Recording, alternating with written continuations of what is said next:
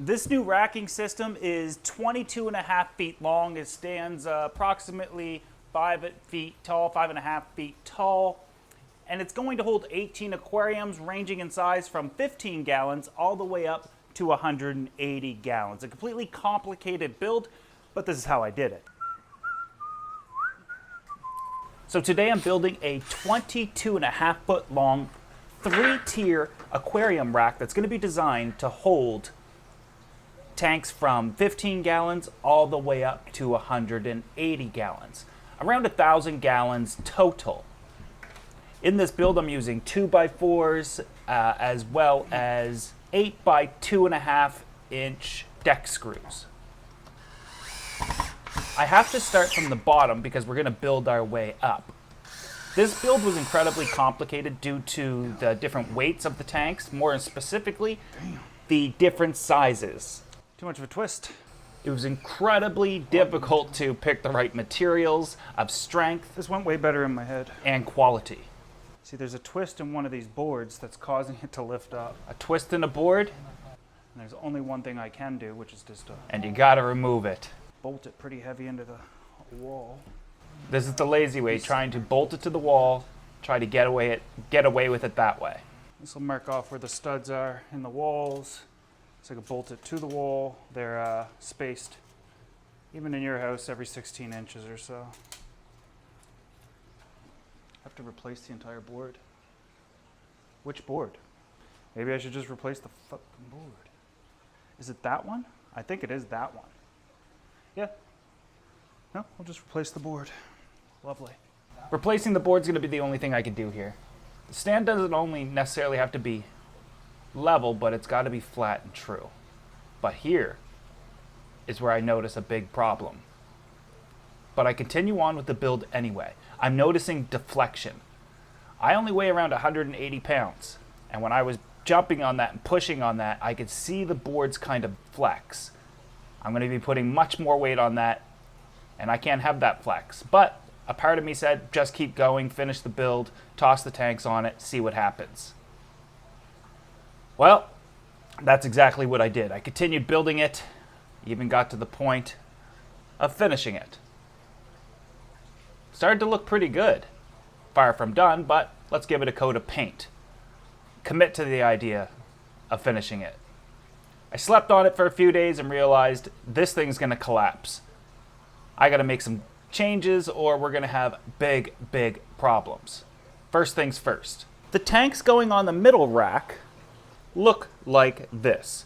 4 feet, 4 feet, 16 inches, 32 inches, 16 inches, 4 feet, 4 feet. 55 gallon, 55 gallon, 18 gallon, 36 gallon, 18 gallon, 55, 55. Around 290 gallons of water, but a total weight of approximately almost 3,000 pounds. A 2x4 simply isn't going to hold that. Not at these spans. From its support leg to its support leg is about 8 feet. Each one of these tanks is 4 feet long. Spanned over 8 feet, I just don't trust an unsupported 2x4, which can basically on edge snap at 600 pounds put in the middle. We're putting a lot more on that. So I ripped that off and I put 2x6s there instead. You'll notice that these are the original 2x4s and I just slapped a 2x6 in front of them. These don't need to be a 2x6, this does. This is what's actually carrying the weight. These are just relative supports and guides. On the face of it, a pine board, just to give it more structural support, and then 3/4 inch plywood drilled into the top of it, giving it a massive amount of extra support. 7 feet in, we have another 2x6 with a 2x4 guide behind it, built just like I show you my do-it-yourself stands all the time, and another pine board placed in front of it, just to kind of give it a finished look. Now this is supposed to look like this. These are 2x4s structures for a much smaller tank. 2x4s on here will be just fine. It's bolted to the wall. It is also an 8-foot length, but we should be just fine.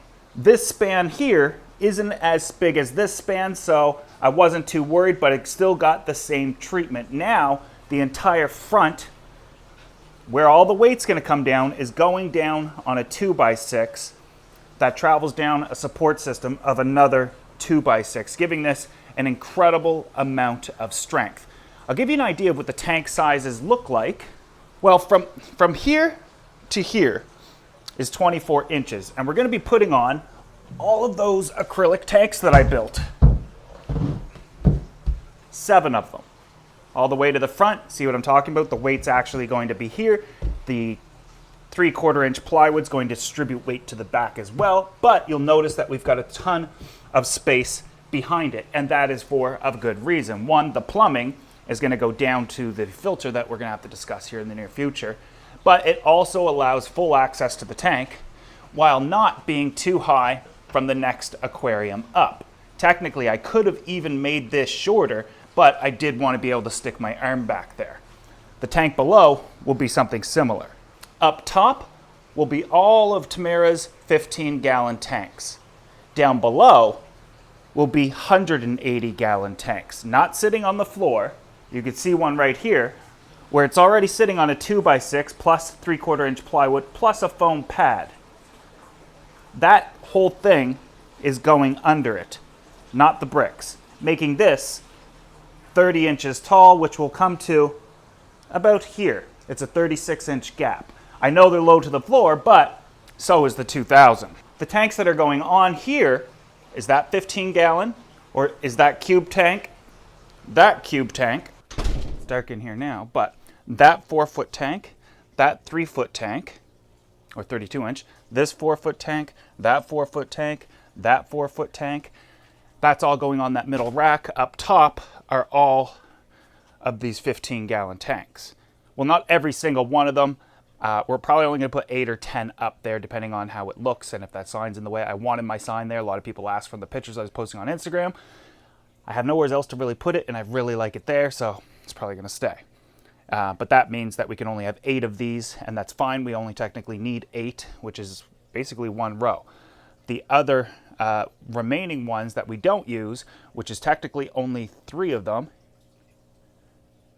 or 4 of them, I'm going to build a quarantine system out of it. The 180-gallon tank's going, and so is this 180-gallon tank. The cube is also coming. This is Tamara's tank, and so is the other cube. So all of those different sizes, different material tanks, squeeze them onto a 22-foot long stand was incredibly difficult to do. The biggest reason is over an 8-foot span without using 2x6, if I was using 2x4, I need another brace going right down the center just like that one. But that would go right in front of the 180-gallon tank, which I'm not going to do. The other thing was I'm going to need a brace for this. So I put the brace here instead, which goes to brace the 15s, and the 4-foot tanks come to here, and then these other 3 tanks go inside here. So it kind of don't even notice it. It isn't painted white, so it kind of blends in. Now, how am I going to be filtering all of these?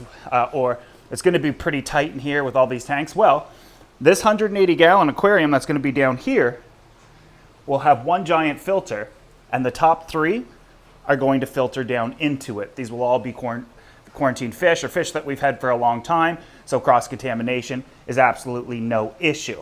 I'm also doing a saltwater system here, and so that means all the saltwater tanks here have to be salt as well, and then same for the end. So really, I'm only going to be running 3 filters to run 10 aquariums. So the electric eel tank, for example, is going to go under here, and then we'll have 2 4-foot long tanks there. We'll put the filter here. That's why there's so much extra space. This is not 6 feet wide. That's also a big reason why I have this span. I could have went 6 feet, which would have been like right around here, giving us far more places to support, but I'm really pressed for space, so it had to go over here so the filter could go here, CO2 tanks and that sort of thing as well. But that's where we're at with this racking system. I went white just to brighten things up because everything else in the gallery is blacked out. I don't want to show you too much because it's a mess, obviously, working and stuff, but I want to have this side of the gallery black and this side white. It's pretty cool. But yeah, what do you think of this? Pretty cool, huh? Everybody's doing absolutely fantastic. And for those that are wondering, where'd the 16-foot tank go? We took it apart, remember? That was the whole plan. And, well, I think I can get over here. The piranha are doing beautifully. This tank is way better than the last tank they were in. So active. All real plants. Just doing absolutely glorious. Very cool. So that's going to open up this entire space here. All of this is going to be gone. So this whole place is going to be wide open. And then those 2 cube tanks are coming here. And one of the things I was thinking with them is, well, right now it's just got my lionfish in it, but I've got 2 of them, identical in size, plumbed the same way. There's nothing stopping me from running them on one giant filter together, putting them back to back. And I remember that big massive tree that I got that's 5 feet tall. I was thinking about putting these guys up on a stand a little bit taller so their tree hits the ceiling over there, but the tree's coming out of both tanks. And then maybe we just do tetras or definitely planted or figure something out, or maybe a giant shrimp tank. I don't know. Tamara's already going to have tons of shrimp out there. But the bottom line is, when I first started building this rack, I thought it was going a little too quickly and a little too easily. And that's when I kind of realized I miscalculated and just had to replace this board. Actually, it didn't take me long, maybe an hour to kind of pop the front off, put a new support on there. And now there's absolutely no deflection whatsoever. What I mean is I previously went like this and it was kind of like boom, bouncing a little bit. You do not want that with your stand at all. And typically I do the proper calculations. But I think in my head, for some reason, I thought I was like supporting it here. Obviously wasn't, but now we're ready to kind of move on to the next step. But anyways, with the rack completed and painted, it's now time to start figuring out what I want to do for lighting and filtration. I'm not going to lie, I already know what I'm going to be doing. But most importantly, clean up the gallery so that there's enough room to start moving the tanks in. We're going to start from the top and move our way down. Let me know what you think about this racking system. Do you think it's going to hold all the tanks that I'm talking about? Spoiler alert, it definitely is. But I also want to say that the 180-gallon tanks are going to be coming out from the wall, maybe to about here. So they're not only under, but they're out a bit so that it's the same idea as this, like a 3-step thing. And I know that you might be wondering, well, you're not going to see those. It's the same as this. I sit down to look at that. I can sit down to look at these. I can easily lower the camera for you guys to see. But up top is the most difficult. But not if you have a stand. You can easily get in. And these are only 15-gallon tanks. Now, you'll notice also that the bottoms of where the acrylic tanks have a flat surface and the 15s don't. It's because they don't need it. They're not designed like that. Glass tanks, besides my 180s, most manufactured tanks have a lip under them, and so you just need to support the perimeter of them, and that's it. Yeah, I think I'm so sick and tired of building stands that I just kind of rushed this, and I paid the price of screwing it up and had to fix it. But now that it's fixed, it's glorious, and I love it. Let me know what you guys think in the comment section below. Hope you guys enjoyed it, though. Next one, we'll start moving the tanks.